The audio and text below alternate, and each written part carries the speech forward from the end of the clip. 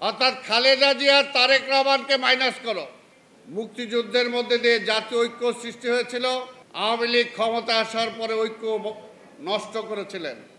এখন আওয়ামী লীগ বিতাড়িত হওয়ার পরে আবার এই বিষয়টা যারা নিয়ে আসলেন, কি কারণে আনলেন? কি কারণে আনলেন? একটা জিনিস বোঝা দরকার যে এই মুহূর্তে আমাদের সবচেয়ে বড় মূল কাজটা কি? যে ভারতীয় আধিপত্যবাদ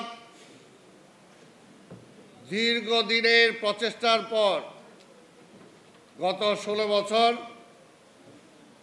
তার সাজানো একজন প্রধানমন্ত্রীর আদলে মুখ্যমন্ত্রীকে বাংলাদেশে বসায় রাখছিলেন।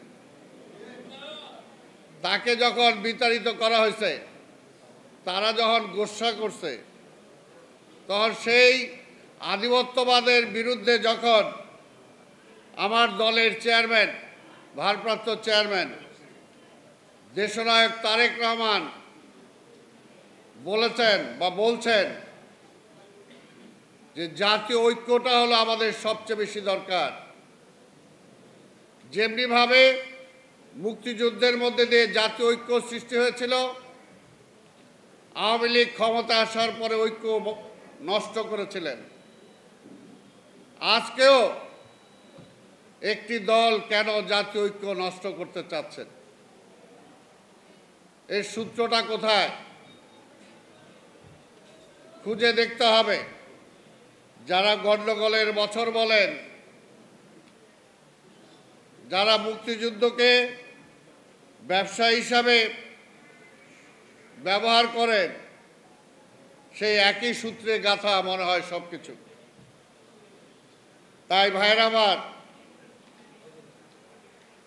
আজকে আমাদের সবচেয়ে বড় যেটা দরকার সেটা হলো জাতীয় ঐক্য।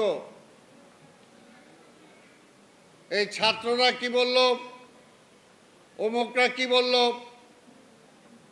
কিন্তু আমরা জানি যে আজকে যে রাজনীতিতে ঘনঘটা বাঁধানোর চেষ্টা করতেছে একটাই, সেটা হলো যে নির্বাচনটাকে ঠেকাও। নির্বাচনটা হইলে কার লাভ আর নির্বাচনটা ঠেকাইলে কার লাভ, এই দুইটা পরিষ্কার হয়ে যায় জনগণের সামনে। আরে ভাই, নির্বাচনে ভোট দিবে জনগণ, তাহলে সেটা কারা ঠেকাইতে চায়? তাদের স্বার্থটা কি? তাদের লাভটা কি? আর বিএনপিকে ঠেকাও। আগে বলতো -2 ফর্মুলা, হ্যাঁ -2 ফর্মুলা তো এখনো জারি। অর্থাৎ খালেদা জিয়া তারেক রহমানকে মাইনাস করো, তাহলে বিএনপি মাইনাস হবে। আর বিএনপি মাইনাস হলেই ওই ভারতীয় আধিপত্যবাদীরা যে রকম চাবে সেই রকমই দেশটা চলবে।